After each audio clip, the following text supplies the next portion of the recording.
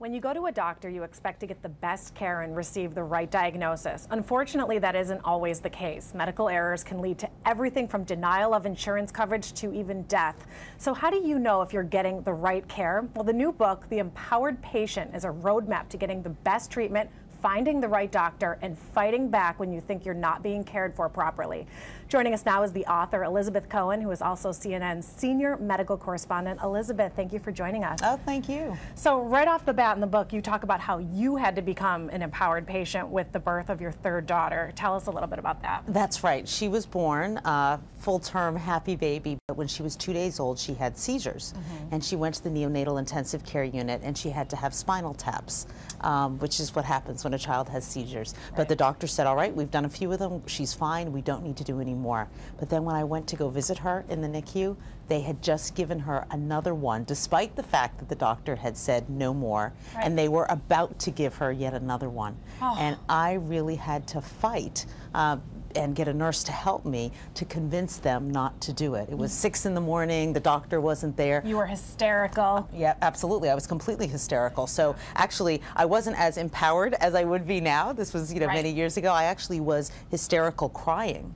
And it was a nurse who came up to me and she calmed me down and she said, what's going on? And once I explained it to her, she said, oh, we're not going to let that happen. And she fixed it. So she is my guardian angel Yes. forever. She's an amazing nurse. Absolutely. But that's what happens sometimes. So the baby did not have to go through that, and they were telling you no, there was some type of error that happened. I mean, doctors are not infallible. Right, I think there was a miscommunication. The doctor said no more spinal taps. I'm going to tell the nurses and the doctors no more spinal taps, and yet one was done on her unnecessarily. Hospitals are big, crazy, busy places. Communication lapses happen, and it happened with her when she was, just a little tiny newborn. Yeah, and you walked in there and you were expecting, they told you we're not going to do any more spinal taps. When you see your baby in the morning, she's going to be lively, and you walked in and she was a rag doll still. Right, and lined up for another one. Right, because they had kept her on these huge doses of drugs that had made her very sedate, and they said no more spinal taps and we'll cut back on those drugs, so she'll be much more lively. And she wasn't. She was the same rag doll. And I said, what happened? And they said, we didn't receive any orders to cut back on those drugs. Right, miscommunication. Okay, Right. So now you need to be a bad patient. There's a difference between being a good patient and a bad patient. Explain that. Right, when I say a bad, I always go like this, a bad patient, a bad girl. A bad girl, right, exactly. And I think it's important that you said the word girl there, because I think women have a tough time with this. Yeah. Sometimes you have to be bad. You have to make a fuss, and you have to, people will get mad at you. The doctor might get annoyed at you. The nurse might roll her eyes at you, but you have to get the care that you deserve, and you have to get the right care. And if it makes people unhappy,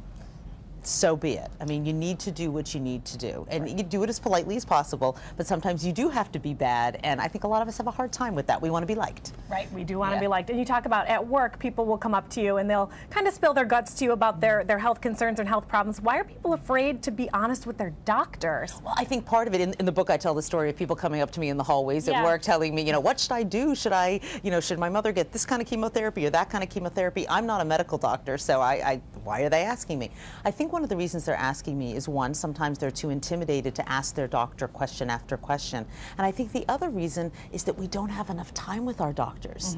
We often have just minutes. Couple minutes, yeah. Yeah, exactly. And most doctors, I think these days, still don't do email. So you leave that appointment and you think, oh, I forgot to ask whatever. And that's a huge, huge problem. And that's why you have to go into every doctor's appointment with a game plan. Right. Because you may have 10 minutes. Yeah, and you talk about how to get the doctor's email, the importance of just asking for it or finding it. But how do you avoid being misdiagnosed? Well, there are lots of red flags that you've been misdiagnosed. And in the book, I talked to many people who were misdiagnosed. And most of them had sort of this gut feeling that something was wrong. I talked to a woman named Trisha Torrey who had a lump in her side. And they said it was cancer. And they said, you need chemo now or you're going to be dead in 4 months. Oh my gosh. And she said, I feel fine. She said this, I feel fine. And she looked up the symptoms of the cancer she'd been diagnosed with, which was a terrible kind of lymphoma. She said, I don't feel any of these symptoms. I feel fine. And she didn't have cancer. And they were about to start chemo, and she didn't have cancer. And she figured it out on her own because she had a gut feeling that something wasn't right. It's like your gut combined with the internet. Those two things can really go well together. And I love in your book, you say, when they give you the diagnosis, you can also ask, what else could it be? Don't just take one answer for anything. What do you hope the main thing that people will get out of your book? I think what I hope the main message that people will get is that you will need to advocate for yourself and for your family for your health care, that the Dr. Marcus Welby days where everyone just walked in and had the perfect doctor who had plenty of time to spend with them, those days unfortunately are over. I love doctors. Doctors have saved my life, my children's life. I mean, I love them, but they're working under very difficult circumstances and they're only human. And so you have to be smart. So I hope that's the message people get, is that you have to advocate for yourself and you have to advocate for your loved ones. Elizabeth Cohen, thank you so much for joining us. Thanks, Emily. Again, the book is The Empowered Patient, and it's available now.